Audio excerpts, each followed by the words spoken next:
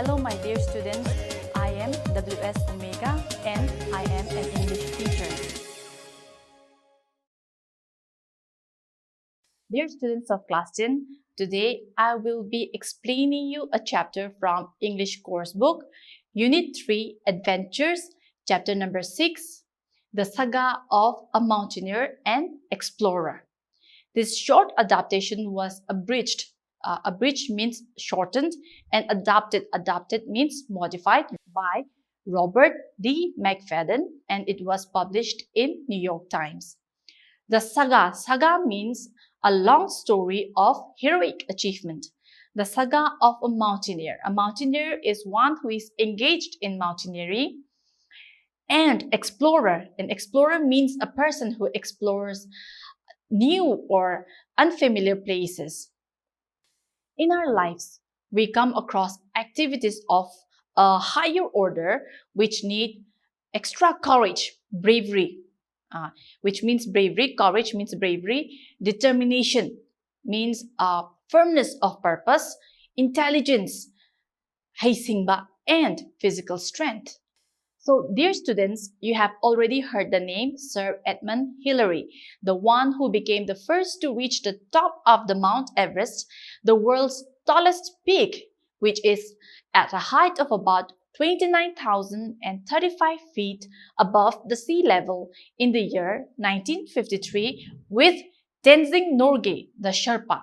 Sherpas are a member of Himalayan people living on the borders of Nepal and Tibet, renowned for their skill in mountaineering. Many climbers thought that it was impossible to conquer the Mount Everest. The summit, which is the highest point of the mountain, was 5.5 vertical miles above the sea level, and the mountains had 100-mile-an-hour winds of thin, cold air that even the human brain and lungs cannot function properly in it. Dozens of experienced mountaineers and many Sherpas had tried to climb the summit, but sadly, many had lost their lives buried in avalanches. Avalanches is a mass of snow or ice falling rapidly down a mountain. When there is incessant rain, when there is strong rain, continuous rain, we have landslides. So avalanches is like a snow slide. So many people have lost their lives buried in avalanches or lost and frozen in sudden snowstorms. One such incident was about George Leigh Mallory, who vanished in 1924. Sadly, his body was found in the ice 75 years later in 1999. Now about Sir Edmund Hillary's story of his climb. He and Norgay were a part of Alpine Club expedition led by Colonel Cecil John Hunt. Their group was included of a dozen climbers and 35 Sherpa guides and 350 porters, people who are employed to carry luggage and loads. And so these porters carried 18 tons, which is like 18,000 kgs of food and equipment. They made camps at higher levels on the icy slopes. Tom Burdillon and Dr. Charles Evans was the first team to attempt the summit. They were about to reach the top, only 315 feet away from the top, but they were very exhausted. Plus, their oxygen tank failed and even there was a storm of ice. And so they went back down. Now, at 6:30 a.m. on May 29, 1953, the skies were very clear and Edmund Hillary and Tenzing Norgay began their final attack. They carried enough oxygen that would last for 7 hours, and also they hoped to fill up oxygen from the tanks left by Evans and Burdillon, who could not finish the climb.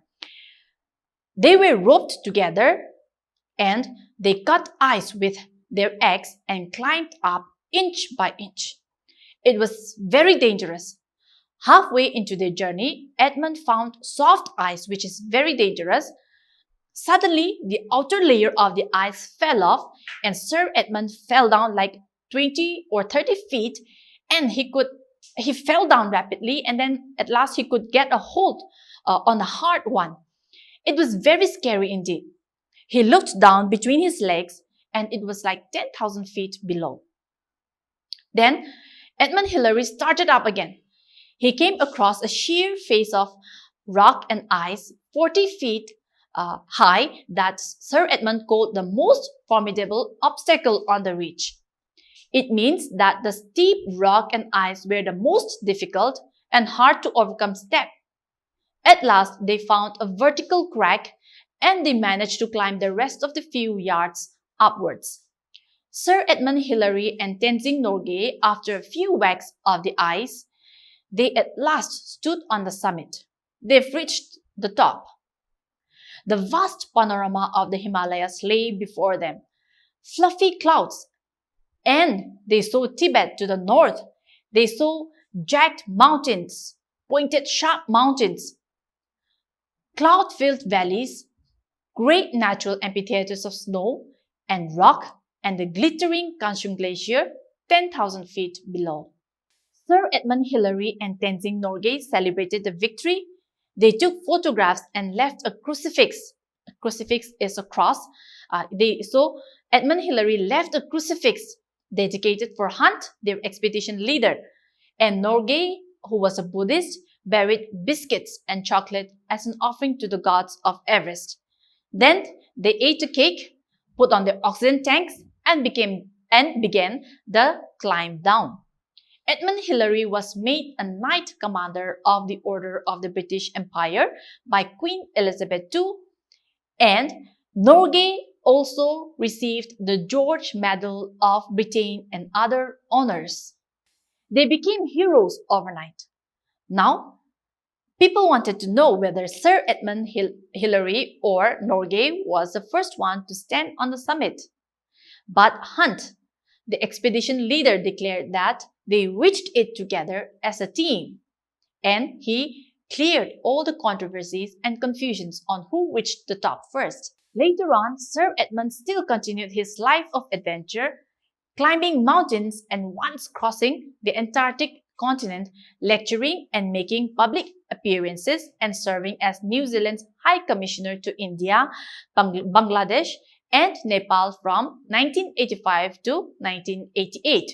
After 50 years of the successful climb, more than 3,000 people, including Sir Edmund's son, Peter, and Norgay's son, Jamling, have reached the summit of Everest, while unfortunately, more than 200 climbers have died attempting to climb the Everest.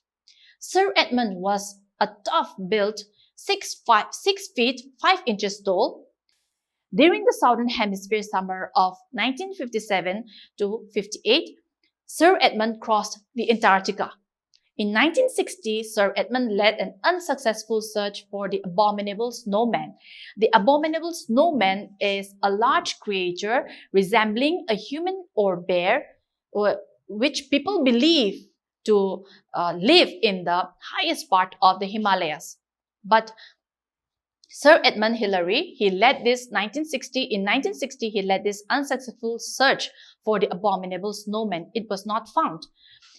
In 1977, he led a jet boat expedition from the mouth of the Ganges River to its source. In 1985, Sir Edmund became the first to stand at both poles and on the top of Everest. Sir Edmund wrote 13 books. He formed a foundation and he built schools, clinics, airfields, and other facilities for the Sherpa villages in Nepal.